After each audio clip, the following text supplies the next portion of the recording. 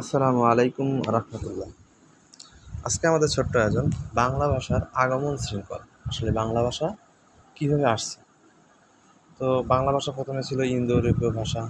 প্রথমে ইন্দো ইউরোপীয় ভাষা থেকে দুইটা শাখা ছিল, একটা হচ্ছে কেন্তুম, একটা হচ্ছে শতম।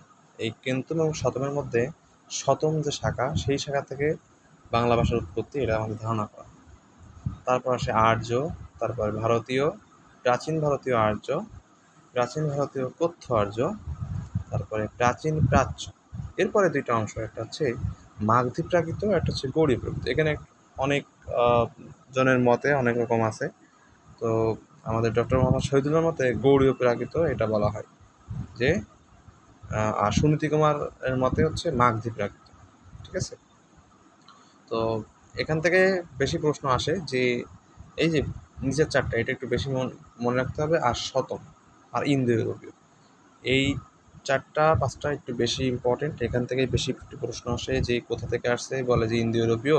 তারপর আরও কয়েকটা এরকম তোমাকে অপশন দিবে, অথবা শতম দেয়, কেন্তুম দেয়, এবং আরও কিছু দিবে। সাথে এখানে দেয় গৌড়ীয় প্রাকৃত দিবে, নাহলে মাগধী প্রাকৃত দিবে। দুইটা একসাথে দিবে না, যেটা দিবে, যেটা থাকবে ওইটাই উত্তর। আর বঙ্গ কামরূপ, এটা একটা পরীক্ষা আসছে। এটা স্কুল এটা ওই যে প্রভাষক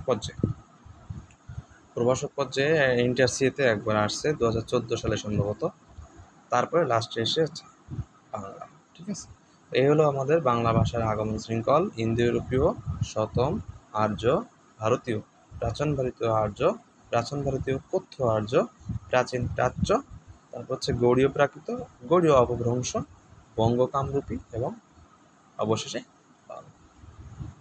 ধন্যবাদ সবাইকে।